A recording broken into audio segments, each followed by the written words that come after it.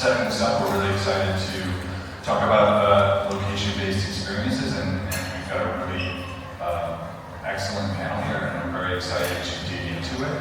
My name is Mike Moulton. I'm a partner at Campfire. We create immersive experiences to help our entertainment clients promote their IP, companies like Amazon Prime Video and Netflix. We do a lot of location-based experiences, but it's definitely from more like a marketing angle, so I'm really fascinated to talk to other types of creators that are working in the space, tackling it from a different angle. I'm going to ask Tanya, Diz, and Katie to introduce themselves, and each of you will kind of take a little bit of kind of talk about your work, and then we'll open it up for a discussion. So I think I'll first toss it to you, Tanya. Hi everyone. So my name is Tanya Bravo. I'm the artistic director of Juggernaut Theater Company. We are a Miami-based company that exclusively produces immersive theater. Site-specific, and you can find us anywhere. Hotels, motels, duplexes, museums. We've been doing this for 10 years now. We are narrative-based, so completely live. And one of the things that we do focus on is teaching history through the tools of immersive. So we also work in education. We also have a training program called the Miami Immersive Intensive that is actually taking place June 4th through the 7th. And I'm just really excited to be here with all of you. Thank you. Yes. I'm the artist Disney NASA board, but I go by an international symbol, D-NASA-B. I'm primarily considered a video sculptor. I work with the consumer electronics team, and I utilize that with reclaimed materials and environmental messaging to tell more complex stories of how to work with technology.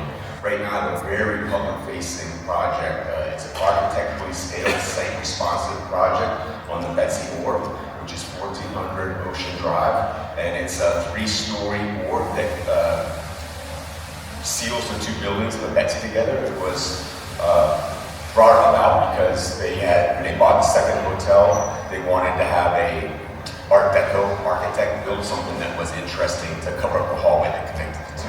But the interesting part of this project for me is that I've been very tired of seeing all these screen-based technologies, especially music festivals and ultra and in the city space, public spaces, but we haven't got past the point of look at the pretty lights, look at the blinking lights, look at this technology.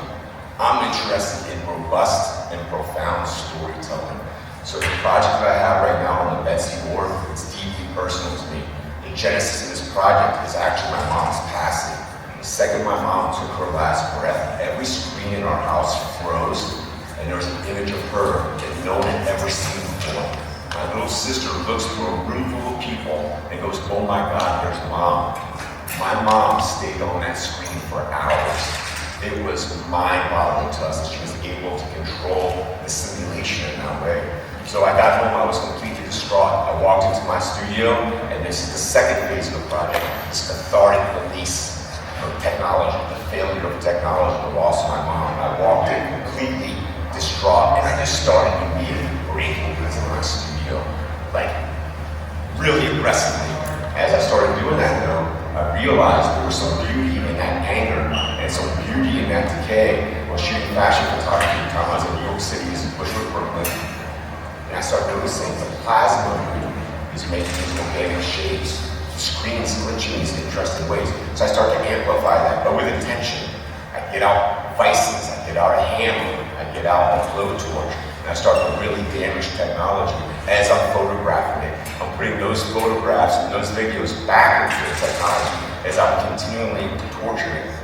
The interesting part for me was that I didn't lose my mom at one time. I'm still losing my mom. Little bits and pieces and pixels of her every single day. It's been a 15-year project, but I'm still losing little bits of her. Every new operating system, every new phone, every new technological advancement, I'm losing more bits and pieces for her. So what I started to realize is this deep human entanglement with technology.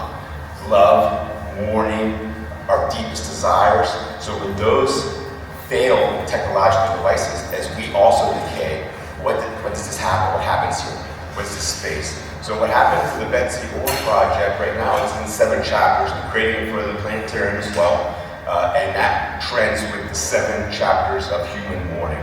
It goes from the genesis of my mom's passing through cathartic release, and all the way to the end of the human healing aspects, and it deals with human entanglement and stuff like that. But this is where I can get this from. Real, profound stories of the now, utilizing these disruptive technologies. I mean, basically, I'm utilizing AI tools to tell a love story and honor my mom in a very public-facing architectural style project. And that to me is the interesting dovetail of what's happening right now in technology.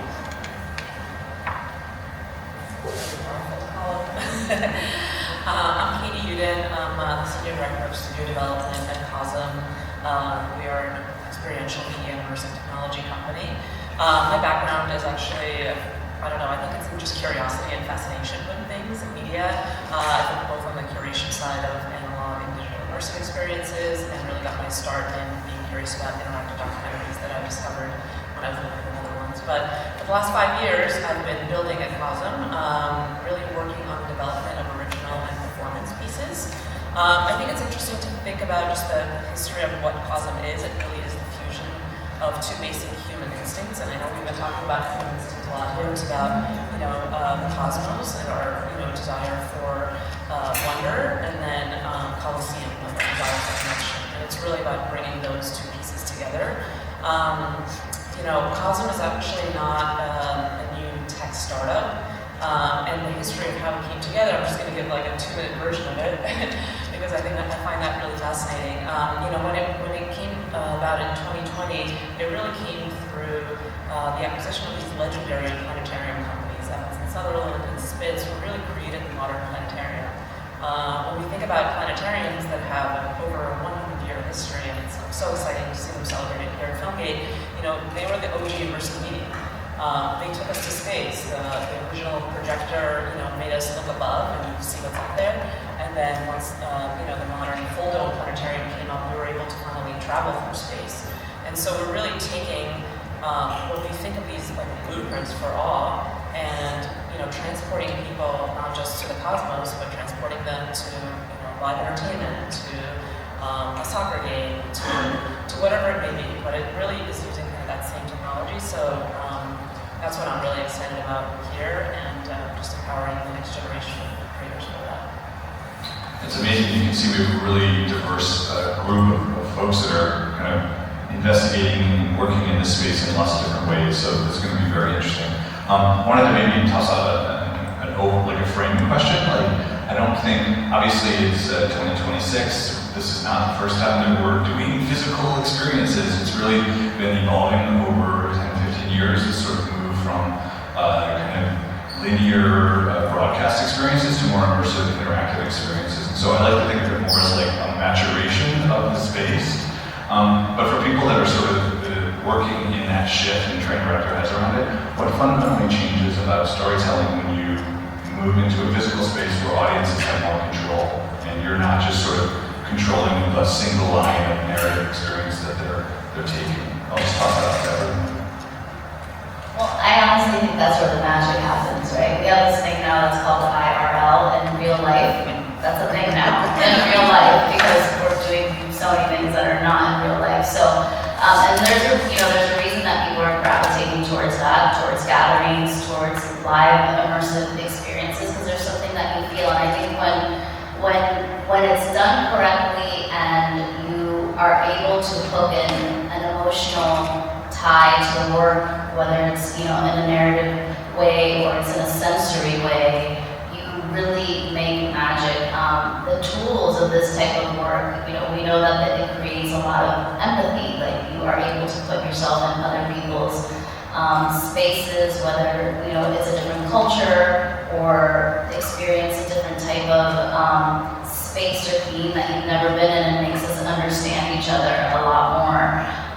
So I think that things that are now live, and in the essence of being immersive and live, where the proximity is a little bit different, because yes, you can have like this large scale awe effect, but if you do not emotionally grab your audience, it just kind of stays there, right? So there are so many tools now that we can be using in real life, whether it's a dinner party or in an immersive experience, and I think that that's really exciting.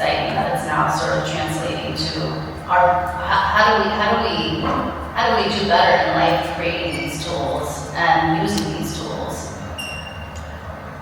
Sir? I would just add, I would say, yeah, for us, it's definitely all about like IRL, being together, experiencing it together. It's just so much more powerful than, looking up above on your own versus, having that collective gasp. Again, that's something we've seen in planetariums. We can see that, in immersive theater productions.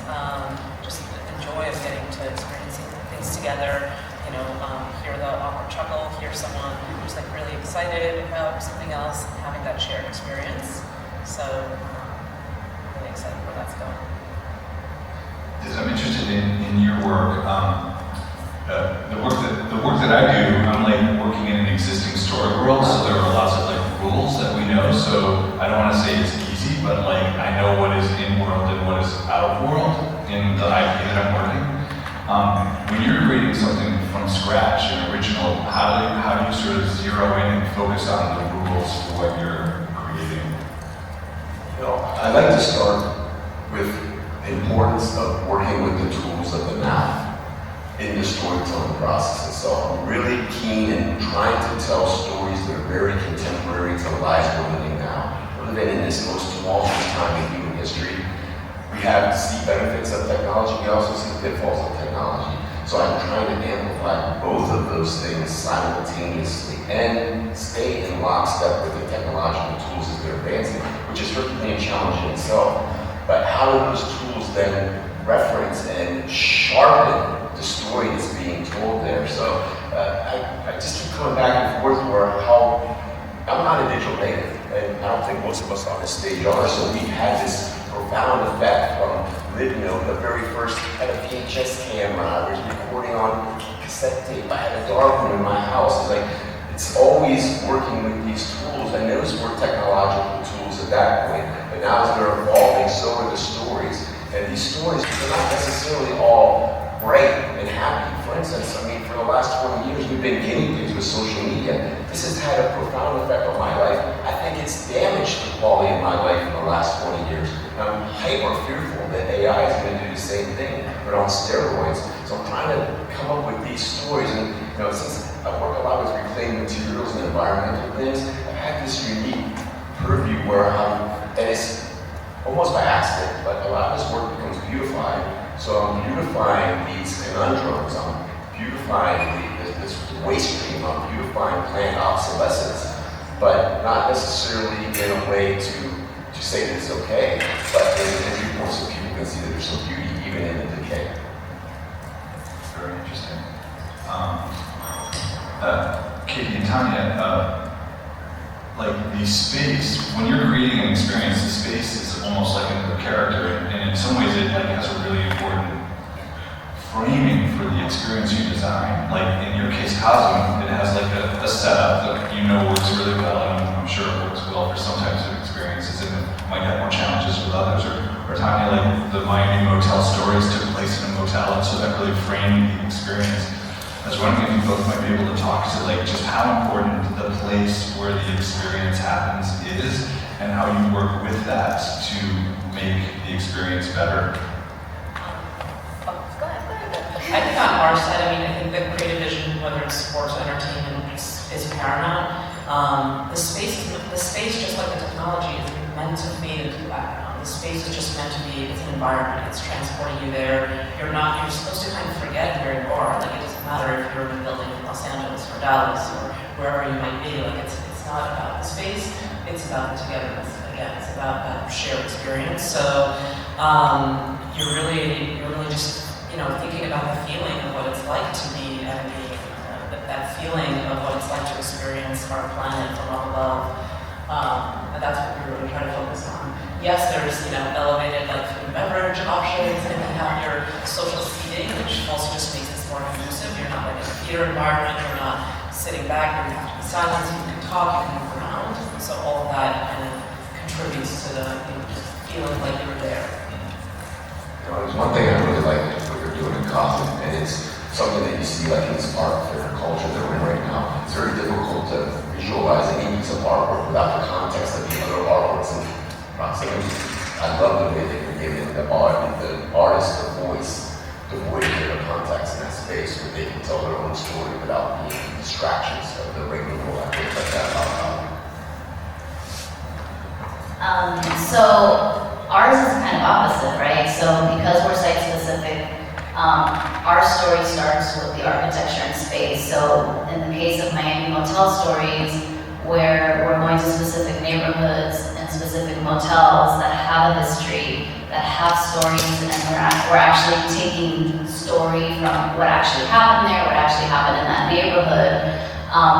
Like you said, the architecture in the space is another character. We start with the space, the story comes from the space. So when the audience enters there, it's like they've already entered the portal of that story. It begins with those walls, what happened in those motel rooms, what happened in the streets of that neighborhood, who are the people that are surrounding there, what's happened there over time. So it really is location, site-specific, story-based, and the architecture is really the main hook of the entire show.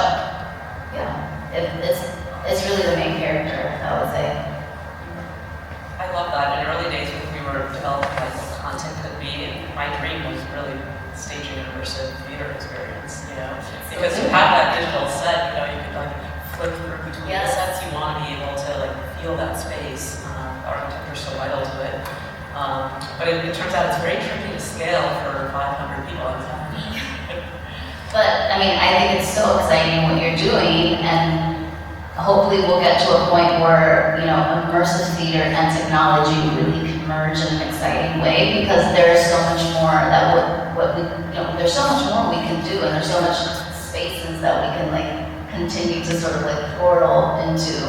So, you know, once you have like the live and like this hyper digital element that you can sort of walk into, I think I'm not really sure if the technology is quite sophisticated and there to do that right now. I have not seen it done like really well yet. It's fascinating. Like this work, at least from my experience, is highly collaborative. You're working with, you know, we partnered with theatrical directors, and we never had before. So you're bringing together these diverse teams that have different histories, and how do you, like, what's the vocabulary that you're using as you're creating things in such a new way? How are you creating like a common vocabulary and process in something that in some ways has never been known before? Well, I think that there's there's new vocabulary, like, you know, the pass-through, and like, are we having one-on-ones, and is it free roaming, and are we world building? So these are words that you generally wouldn't hear in a theatrical environment, but you do hear it in immersive worlds, and we're all sort of like, you know, either you're learning it for the first time, or like, you know this language already. A lot of the times, you know, you've got the actors that are coming in that may be new to immersive and don't understand that, but you know, you onboard them, and you know, the same way that you would onboard an audience member, you onboard your team.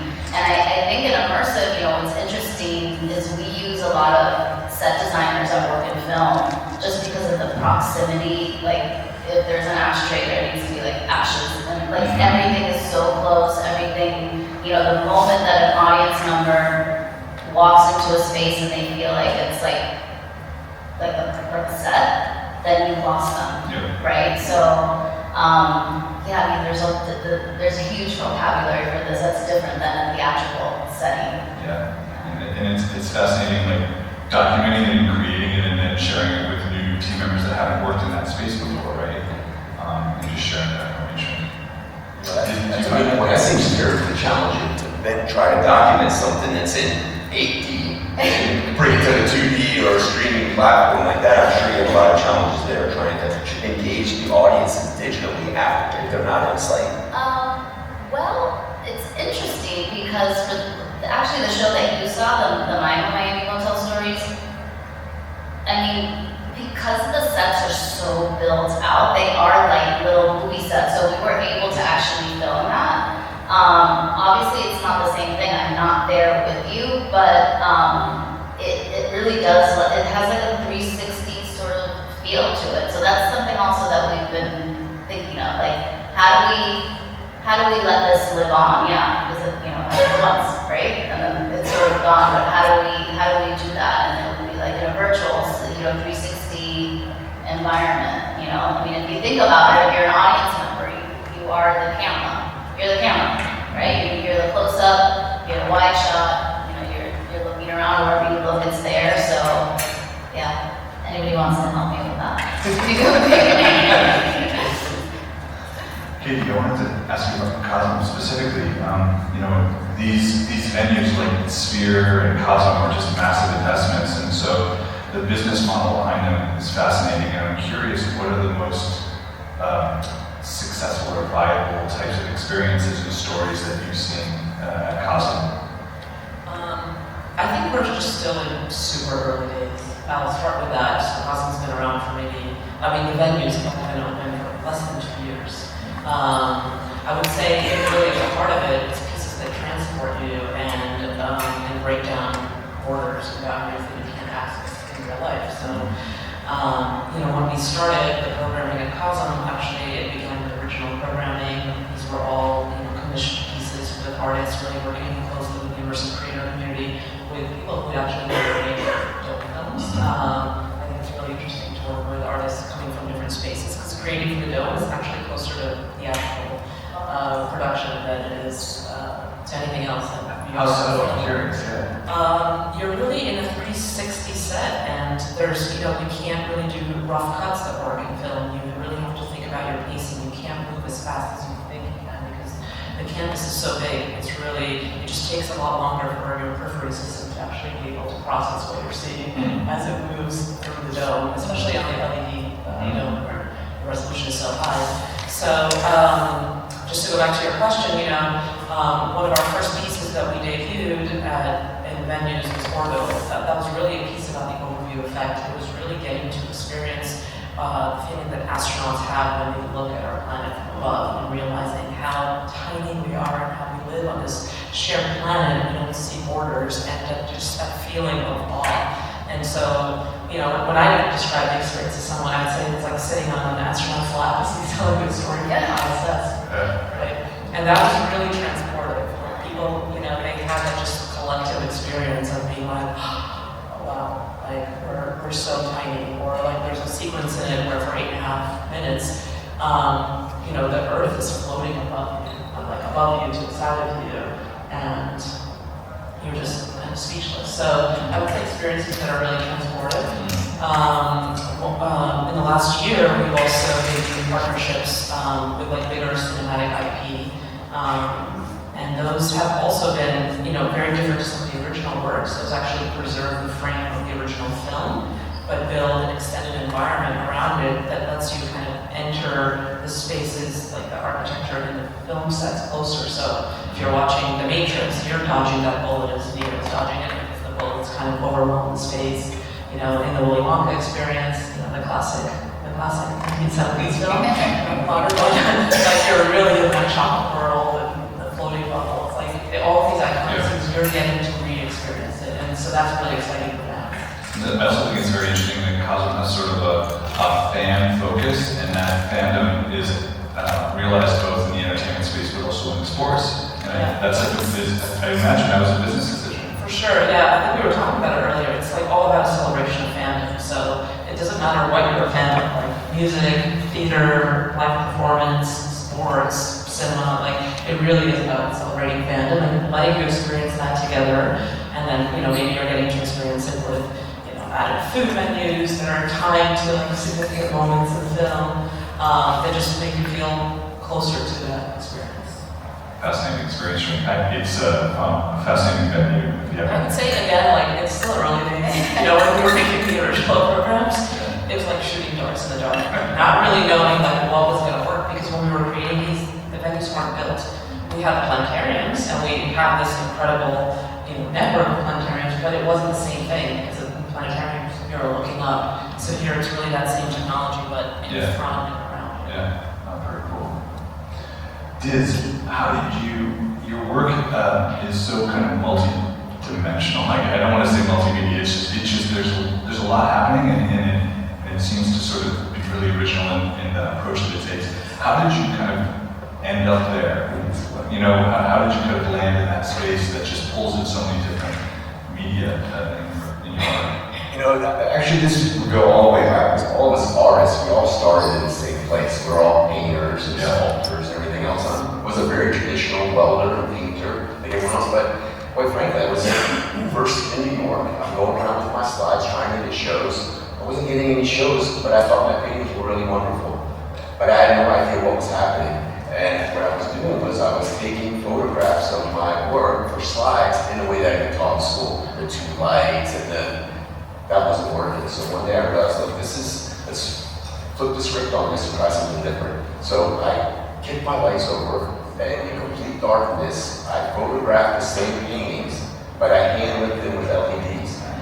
An open shutter for about 3 minutes. That encapsulated time, it set mood, it set tension, it completely changed those paintings into a whole other iteration from what they were. And this is right when LEDs were coming out to a small enough scale that it didn't need a whole giant lighting schematic to make that happen. So that launched a whole kind of series where I started thinking about, hey, this is a wonderful encapsulation of time. Can I do this in real time? So then I started thinking about how do I embed technologies and lights in these miniature sets that became these temporary sculptural iterations that were then for the purpose of a photograph still.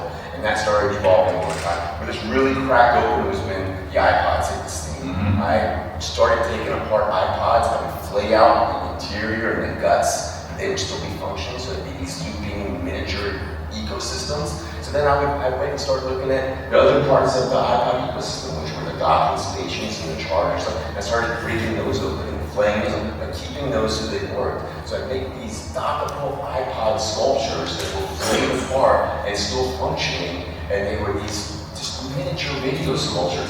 That just started exploding into this space, thinking about, wow, these tools, these completely redefine how we think about music.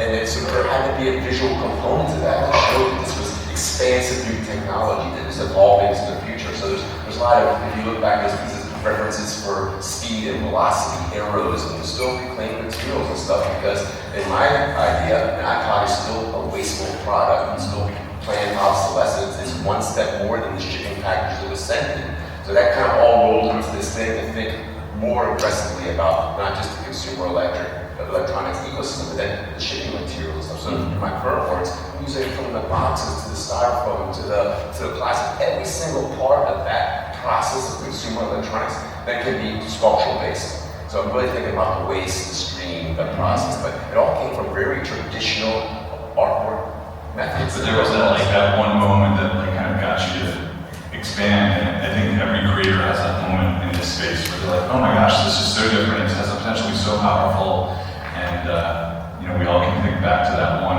aha moment. Speaking of those types of moments, Tanya, I'm very interested in the educational work that Juggernaut is doing, and I was wondering if you could talk a little bit about that, and also share a lesson or two that you've learned about making this work with potential creators that want to think about location-based storytelling.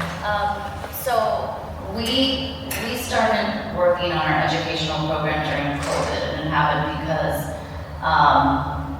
one of the foundations reached out to us and was like, we need to do something, virtual. And so we took the concept of monumental stories, but did bus stop stories, where we took these kids on a virtual ride to different neighborhoods, predominantly Black neighborhoods, where they met different pioneers. And imagine, if you will, that it's all happening in real time, and they're getting dropped off in different decades. And we found that the kids really, and the teachers, more than anything, were like, oh my God, this is how we need to teach our kids. It needs to be active. We can't just show a slide, or we can't just, they need things that are three-dimensional, they need things that they can react to, because that's kind of the world that they live in now, right? The days of them just sitting there and reading a book and not getting distracted.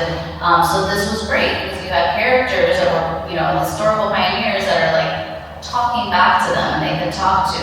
And we did a lot of research for this and surveys, and we found that one of the main things is that it stays in their mind, right? They remember it. They remember the moment because it's an emotional moment.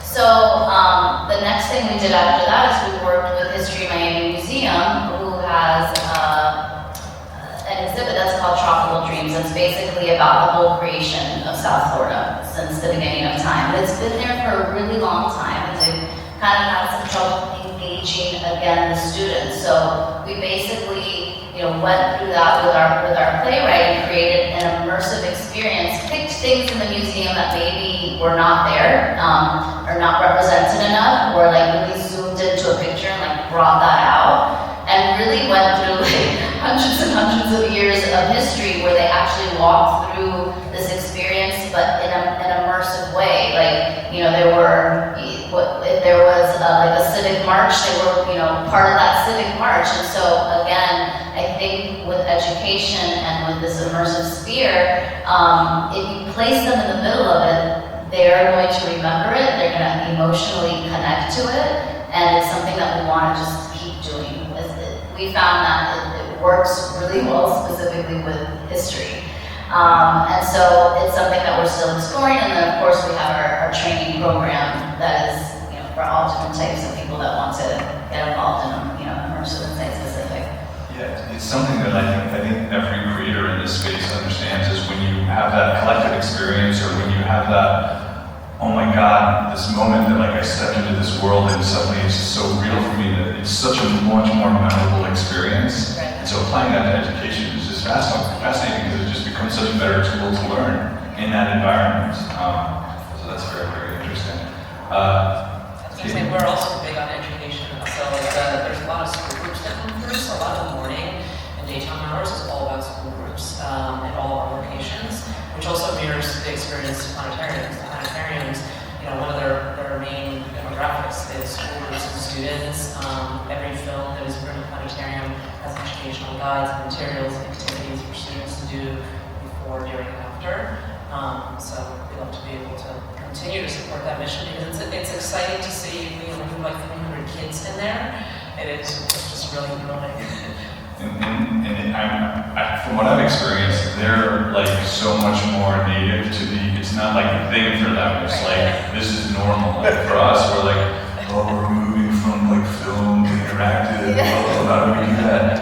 But for them, it's just like what they've known and they like expect it, so they're so much more native for them. I mean, I think there's also a lesson there that you're not singular in your focus. You have a lot of different areas in space, like each of you, that you're working in, and I think as artists and anyone that's working in a new media, that's a really good piece of advice. I'll ask one closing question and then open it up to the audience for some questions. Where do you think the next kind of most exciting location-based experiences are going to come from in the next 5 years? Big tech companies, independent artists, other groups, I don't know, but I'm just curious because there's a lot happening in the space. And if there's an area that you think we should be keeping our eye on, that would be good to know. I mean, I think it's really going to come from the connection between in real life and technology, right? Like those worlds really merging in a way that's not difficult. Like we're gonna get rid of the bulky, VR glass thing. Yep. We're gonna be in it, right? Like when we figure that out, I think if we can have both of those worlds simultaneously, like it's gonna be really exciting. I think from our perspective, it's just more people having access to it. So rather than coming up like what's the next greatest thing, like what's available now is still not available to the masses. Yeah. And so, for Cosm, that's building more venues, and so being able to access that not just like in the big markets, but also in mid-markets, mid-city markets. Our next locations are opening in Atlanta, Detroit, Cleveland, more to come, so cities like that, giving all of those people access to these same kind of experiences that you might only find in big metropolises like LA or New York. I agree with both of them. I also like to add in that a lot of my practice has been very improvisational lately, where I'll even show up on a site unseen to do a live collaboration with musicians and stuff. I think the ability to have a fleet of projectors to create an immersive space improvisationally with no plan can really create some profound psychedelic experiences, communal moments of awe, and just loosening us up a little bit so we're not coming in and thinking about these projectors as being priceless and they're set up on these big towers and they're overwired or over thought out. I'm really interested in how we can make this a little bit more flexible and lightweight, quicker to happen, because there's where the magic really happens. If you're over anticipating what you're going to do when you get to the space, and you get to the space and you overlook this waterfall over here that just needs to be augmented, and that seems like a part of the failure.